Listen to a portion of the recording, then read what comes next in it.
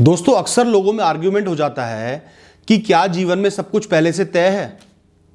क्या हम लोग सिर्फ ज्ञाता दृष्टा हैं, सिर्फ ये देख रहे हैं कि क्या क्या हो रहा है, पिक्चर चले जा रही है और हम जो रोल हमें दिया गया है उसको अदा कर रहे हैं?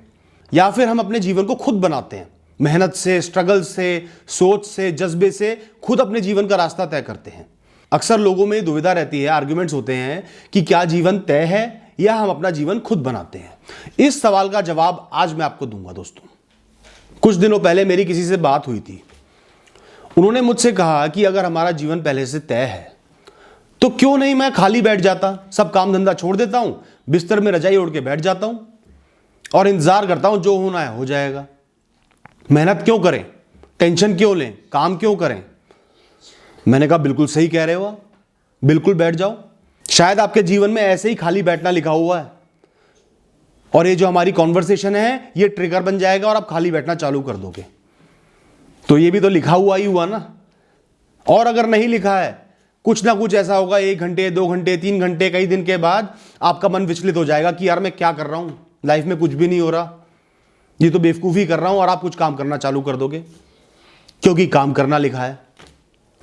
वरना कोई ऐसी इमरजेंसी, कंटिंजेंसी आ जाएगी, पैसे की कमी हो जाएगी, कोई परेशानी हो जाएगी कि आपको उठ के काम करना ही पड़ेगा क्योंकि वो लिखा है। तो बेसिकली इस बहस में पढ़ना बेकार है। इंसान मेहनत कर सकता है, एफर्ट्स डाल सकता है, सब चीज़ों का सामना कर सकता है, तो उसे करना चाहिए। हार मान के बैठ जाओगे तो वो भी आपकी किस्मत में लिखा है, और हार नहीं मानोगे तो शायद वो भी आपकी किस्मत में लिखा होगा। लेकिन अल्टीमेटली कर तो आप ही रहे हो ना। एक इंसान क्या कर सकता है?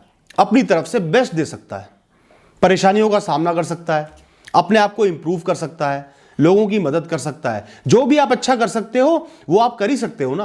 अपनी जिंदगी में एक्शन तो आप ही कर सकते हो ना। अब वो लिखा है नहीं लिखा है इसका आपको नहीं पता, कोई इसका प्रूफ नहीं है, कोई ये फैक्ट नहीं है, ओपिनियन है। तो अपनी लाइफ का सामना करना तो सबसे बड़ी समझदारी है। जिस सिचुएशन में जो बेस्ट कर सकते हो वो करो।